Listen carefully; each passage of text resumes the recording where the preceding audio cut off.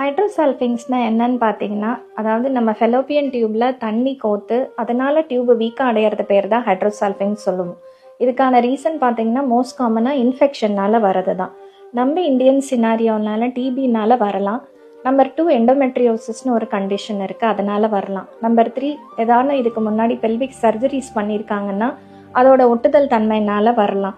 So இதை எப்படி diagnose பண்ணுவோன்னா, நம்பர் 1 அல்ட்ராசவுண்டில் நம்மளால் பார்க்க முடியும். நம்பர் 2 ஹெச்எஸ்ஜின்ற ஒரு மெத்தடில் பார்க்கலாம்.